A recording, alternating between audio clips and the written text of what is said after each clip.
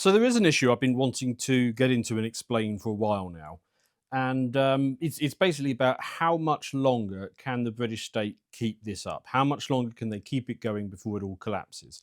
And I've got a bit of a segue to do this via this Spectator article that came out just the other day, and it's talking about a couple of interesting things. Now it's ostensibly about the flipping of female support for reform, which is not actually the main point when I drive through, but it's still interesting. So we cover a bit of that. There's a couple of interesting passages in it. It says that the most pronounced it's most pronounced this switch of female support in Generation X, so which is age 45 to 60, where Reform are now topping the polls. They're also leading amongst Boomer women before 75. Now, over 75 is where the Tories still have support somehow, I guess, because neuroplasticity has got to the point where they can't ever imagine switching their vote, and they fail to realise to what extent the Tories have become utterly treacherous. But it also points out that Farage has won the support amongst 1 in 5 women in the younger age groups as well. So between 29 and 44, they're on 19%. Which is only a little bit behind Labour, and Labour normally dominates in young women. So I found that was interesting. It's worth parking that. But actually, the interesting bit for me in this article was this passage where they're talking about, and I'll quote from the article here. In Downing Street, Starmer's team believe that the only way to win back voters of all sexes is to lift the sense of doom and decline. Well, Labour are doing a lot to contribute to that doom and decline, so I don't think that's going to work. Apparently Starmer's been saying, look, he's going to sort this out because he doesn't want to leave it to somebody else. It's like, no, he just wants the job. No, the true bit is the Prime Minister has been at Chequers all this week, summoning aides for crunch discussions. And senior figures say that Starmer has been warned that he has just 6 months left to turn this around. Now, that's interesting. Who might that warning have come from? Well, I mean, there's a couple of candidates. There's Paul Ovenden, which is head of strategy. It could be him. It could be Alan Lockley, his chief speechwriter. It could be Morgan McSweeney, Labour's campaign director. But it's probably Blair. It's probably Blair because all of those other guys, they work for Starmer. And this feels like it's come from a much more senior source, and that really just leaves Blair. And whoever it is, whether it's Blair or one of those other chaps, they're right. Starmer probably does have at most 6 months, because 6 months will take us, into the next summer. Summers tend to be the rioty bits. If he doesn't, maybe he can get through this summer. But he's not going to last an awful lot longer. Now, what is the essential crisis here? Well, it's everybody can see, and the case I'm going to make to you is, including the elite, everybody can see that the migration policy has failed. It's failed socially, it's failed politically, it's failed economically. In every way that it can fail, it has failed. And the people who have done this, so the Westminster classes, they're terrified of admitting it, even though it's obvious even to them, because they know that if they did, they would be finished. And by they, I mean everyone who's been involved in the administrations from Blair, Boris, Starmer, all of them. They have all instituted utterly irreversible harms to the UK. This will take generations to fix, if it can be fixed at all, given that it's demographic change that they've inflicted upon us. Now, they know it failed, but if they admit it, it utterly collapses their legitimacy. And, we're not just talking about mistake. We're talking about a fundamental civilizational experiment that has backfired and gone bust on them. And they all know it. There's so many data points I could choose from. 22% of Somalians living in Scotland are currently in prison. Yet we keep taking in Somalians, knowing that there's a 22% chance they're going to end up in prison. And they're the ones who just get caught by our inept police. So how many of them are actually committing crimes? 26% of Eritreans end up in prison. And again, they're just the ones who have actually been court. What else is there? Basically, daily sexual assaults. We've had a period over the last few weeks where every day there has been a sexual assault on a child by these migrants. And that's what we're supposed to put up with in Britain today. Daily sexual assaults from people who we are shipping in and then putting up in hotels and paying to be here, and the same people who are getting extensive police protection. Net migration in 2023 was 685,000. Right, and it was only that number because about 500,000 Brits decided, sod this, I'm leaving the country. Actual migration was something like 1.2 million. 1.2 million in 2023, and it bobs around, but basically the new normal is over 1 million. We got the figures for last year, it's over 1 million. So we just get 1 million people a year now. And yes, maybe 500,000 British people at a time decide, yeah, I'm just fed up with this place, I'm leaving. So they get to report a slightly lower number, but this is an astonishing number. So I mean, look at it like this: the migration levels that we're getting now are the equivalent of 2 Manchesters every year. Manchester is one of our biggest cities, and we're getting 2 of them a year of people who just don't fit in the society. And yes, okay, you know, maybe they'll trim it a bit, so it will be 1 Manchester and a Liverpool.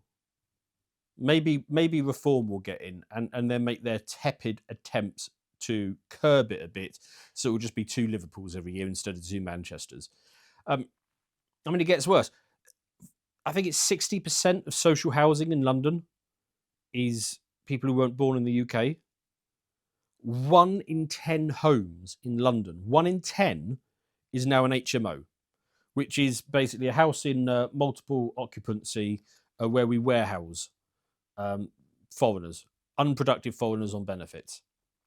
But in some boroughs of London, it's actually 1 in 5 houses is an HMO.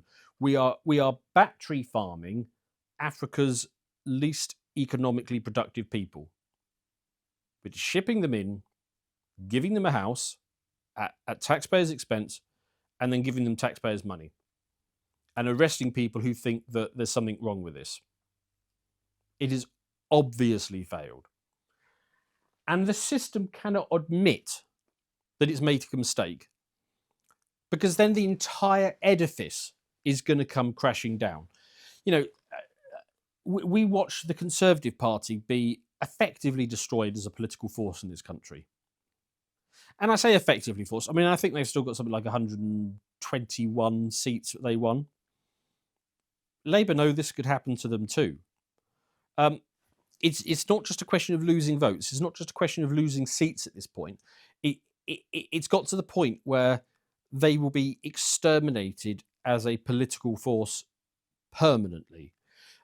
This does happen from time to time. Canada in 1993, the Conservative Party there, they went from, what was it, 156 seats maybe down to 2.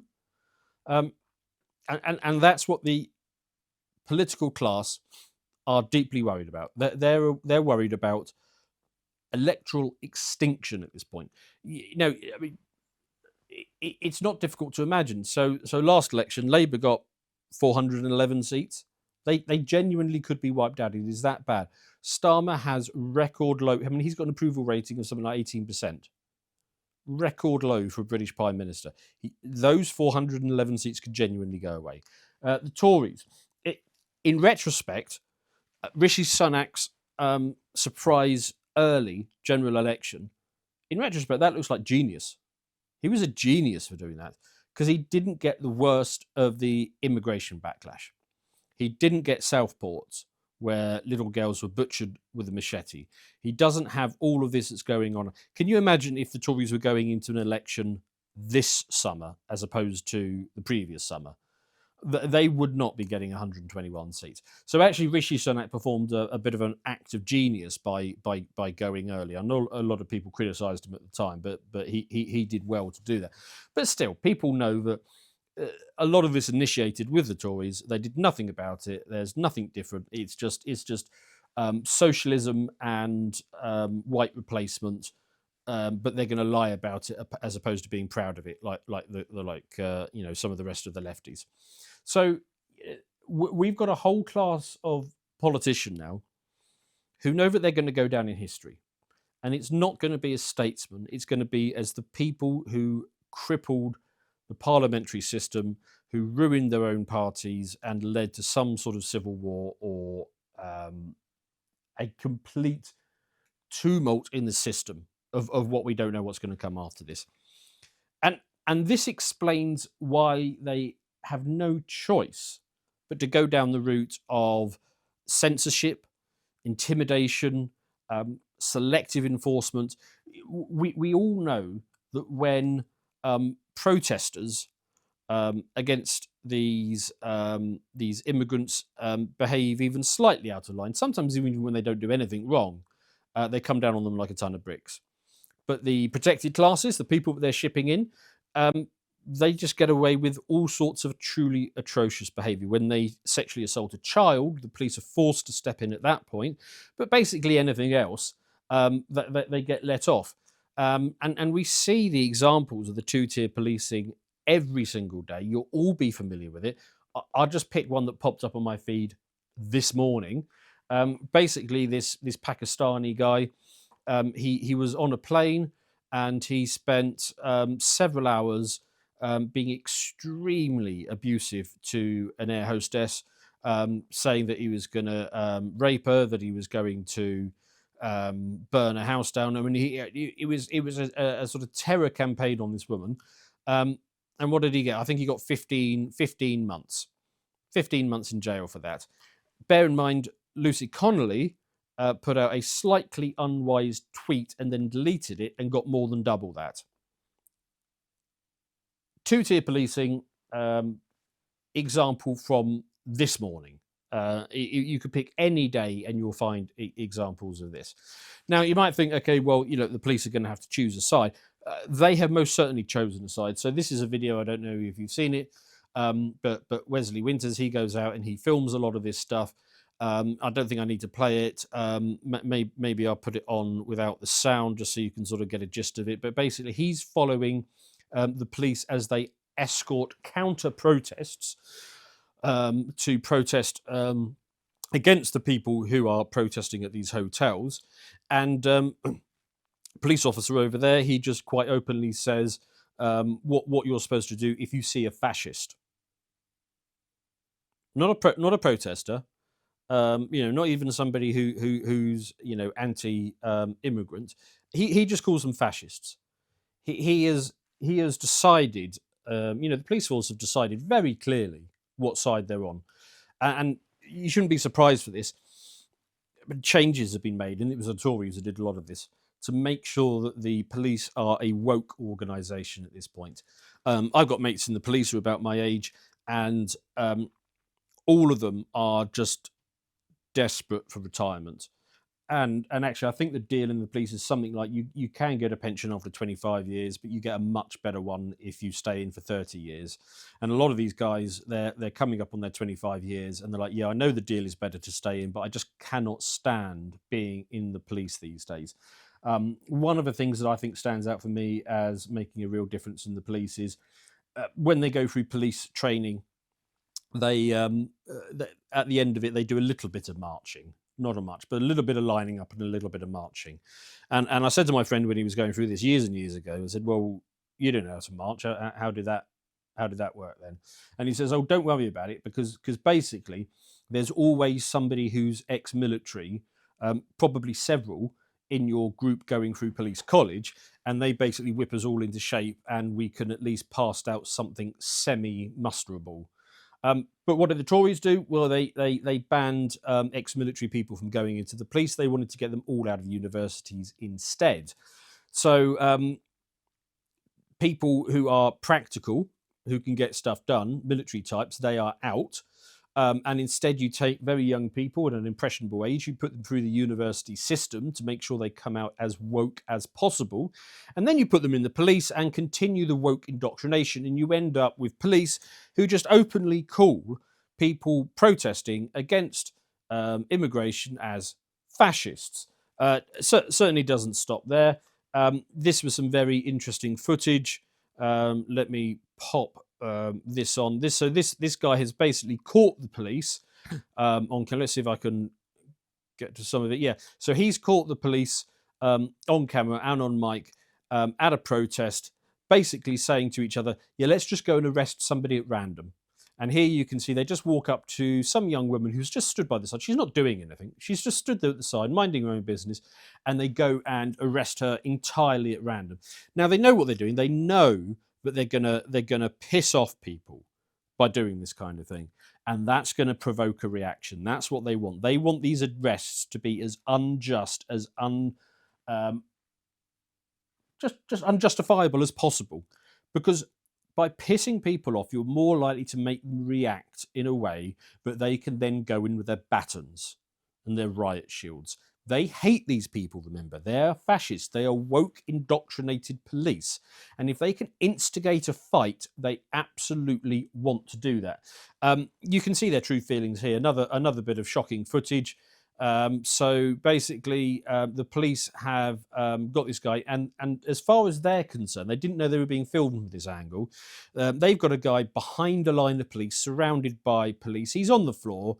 He's not a concern to anyone, and you can see them taking the opportunity to punch this guy in the head repeatedly because they hate him, because he's a fascist. And the British police have chosen their side, and they know what they're doing. Another example. This is prevent training that basically anybody in receipt of state money at any level has to go through this prevent training. Let's have a look at this scenario here, which is part of the prevent training that basically everybody, even tangentially connected to the British state, has to go through. So is you have a chat with George, and he says he's fine. He doesn't see the point of trying anymore, as he will be lucky to get a job. The jobs always go to the foreigners. He has friends that he talks to on the internet, and they share the same opinion as him. Now, the reason this is in the prevent training is because this is basically all Zoomers. And we're being told that native lads like George, they're the problem. If you notice one of these guys who doesn't feel happy about being replaced by foreigners and not being able to get a job, and who talks to other young men who are in the same situation as he is on the internet, well, that is a terrorist. You've got to go after George. This is actual prevent training that, like I say, anybody even tangentially connected to the state has to sit through. They are training everybody connected to the state to treat normal British lads like George, who's a bit frustrated with the situation, as terrorists, and he needs to be reported to prevent. So that's the tactic that they had been trying. They've been trying this intimidation and censorship and selective brutal enforcement. But the recent protests, they're getting away from them. In the Epping protest, you had 1,000 local women protesting the sexual assault of a 14-year-old girl. It's very difficult to frame a bunch of mums and grandmas saying this isn't on as far right. They did it anyway, of course, but it gets considerably harder to do this stuff. You also notice that the state has been trying to basically just conceal information. They will reveal information on the race of a perpetrator immediately if he's white, and will not do so if he's not native. And I don't think that the police force have quite figured out yet that this quite overt, quite blatant concealing of information is doing a hell of a lot to fuel these tensions. But the police have a genuine problem here. The police force, it's about 140,000 people. About 140,000 police officers in the UK. Interestingly, that's much larger than the army. And that tells you something about where Westminster feels the threat is. They quite clearly see the threat as being their own citizens and not anyone else's, despite what they tell you about Russia or whatever, North Korea. No, as far as they're concerned, the threat is their own citizens. Now, 140,000 officers, that's spread across 600 towns and cities. And bear in mind, some of these cities are quite large, so they'll be consuming a very disproportional amount of that, especially somewhere like London. Most of those, by far the biggest amount, are going to be in London, because, of course, they need them to protect the politicians, which they're not going to skimp on. They're not going to have those available. So what is policing in a country like the UK? Well, it's a confidence trick. They simply cannot police us all. And that's why they need to come down so hard when they do police. That's why they've got to be stood there in front of those mums in riot gear with batons, trying to provoke some sort of confrontation. Because they need to send a message: we will hurt you. Because they know that if these protests start to spread in any way, then they just don't. They simply don't have the numbers. It is beyond them to do this.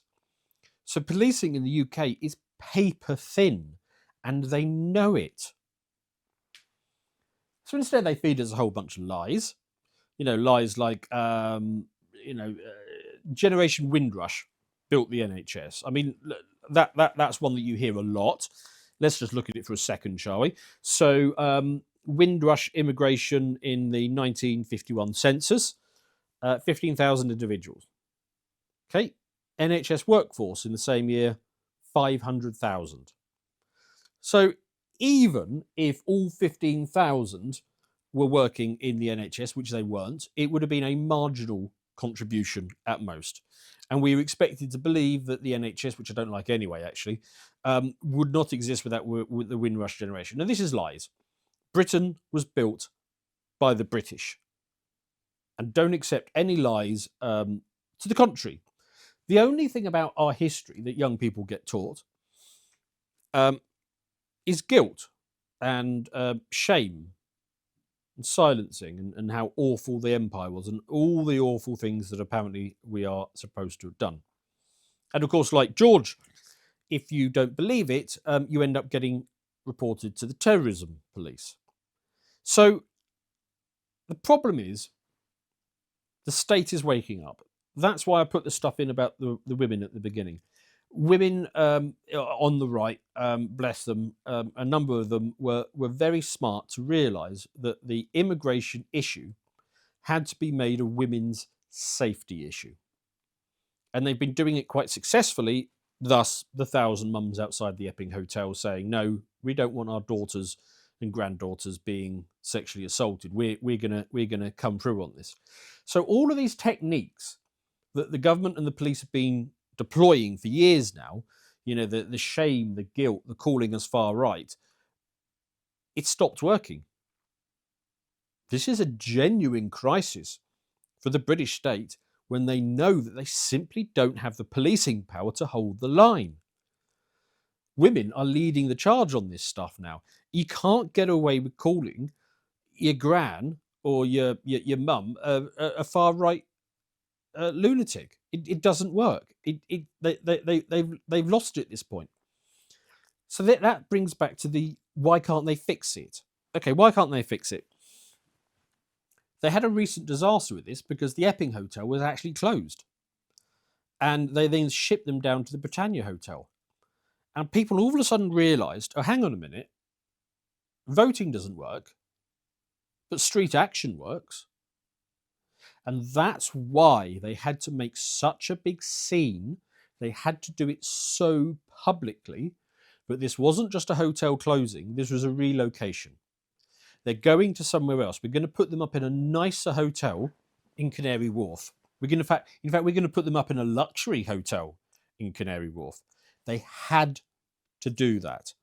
The reason they had to do that is because they know the moment they close a single hotel in response to protests, they are going to have protests everywhere. There are hundreds of these hotels housing these migrants.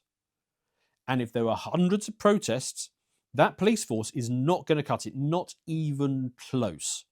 Even if they took the police protecting the politicians away, which they would never do, of course, even then, They cannot stand it, which is why when the local council forced them in Epping to close that one particular hotel, it was such a show about how we're going to put them in a better hotel, because they can't let you believe that by protesting you can ever achieve anything. But we already know, because the Epping Hotel was closed. We know that street action works. We know they're desperate. That's why they have to police in this heavy-handed way, why they cannot back down on any of this. This is a good example. This is a interview with Sky News, one of many, where basically Keir Starmer is offered by Sky News yet another off-ramp. They're offering him a way out of this. Are you willing to admit that there are anxieties over immigration? Very simple question. I mean, obviously, clearly, very clearly, there are anxieties, and that is putting it so mildly. There are clearly anxieties about immigration. You can see the protests going on all over the country, and he cannot acknowledge it. He cannot admit this, because the moment he admits this, legitimacy is gone. He also knows that the current path we're on is unsustainable, but he doesn't know what to do. He purely knows that by admitting it, he instantly collapses all credibility. By admitting it, he immediately encourages dozens of new protests, and they are hanging on by the skin of their teeth to the amount of protests that there already are. All they're doing in Westminster at the moment is desperately hoping they can just keep it together through the rest of the summer, and then protests will die off in the winter because it's cold outside. And they have no plan for the next summer, which brings us back to the point that I was leading on, which is people are looking at this and saying to Starmer, you've got 6 months to turn this around. You've got 6 months to figure out what the solution is. But there simply isn't a solution. I mean, obviously there is a solution. You basically just start deporting these people. But as far as the Westminster elite is concerned, they have been raised their entire life to believe the worst thing you could possibly be is a racist, and deporting people would be racist. And so they are perfectly willing to sacrifice a mountain of little girls. They're willing to sacrifice my daughters, your nieces, all of them, your kids' sisters. They are willing to sacrifice them all in order to stay in power, because they simply don't have anything left at this point. We've got 427 asylum hotels in this country. Apparently, we got an asylum backlog, which is being currently worked through, of 224,000 cases. Now, bear in mind, you only go on this list if you get caught entering the country. If your dinghy pulls up in the middle of the night and you don't get caught, or you come over in the back of a lorry, which is actually the vast majority of the illegal immigration, is coming over in the backs of lorries. It's not dinghies. Dinghies is a side hustle. So if you don't get caught, you never go on the immigration case log. So just the ones who have been caught, 224,000. Interesting that, isn't it? They're mainly fighting age males coming over. And if you were to take that 224 and add it to the police force, well, now you've actually got a decent police force. Now you've got a force that could actually do something. I don't know if that's the plan, but it does just make me think, lots of military age males, a police force which is hanging on by the skin of its teeth. Is there going to be maybe at some point a service for citizenship? Don't know. Could be the case. So anyway, what did I say? I said 427 hotels at the current time. It's costing 8 million a day. That's 3 billion a year is going on this. And basically, they don't have a plan B. They can't figure out what to do. They can't stop it. They can't admit to any of it, because the moment they do, they're done. And they know it.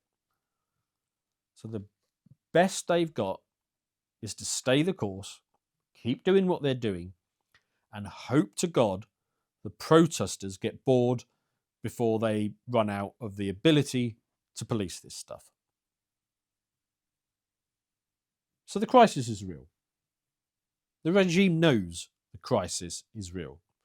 Their only hope is to intimidate you into silence, to censor you, to make you afraid of the consequences of speaking out or showing up. Time is running out for them a hell of a lot faster than it's running out for you. Because you are many, they are few.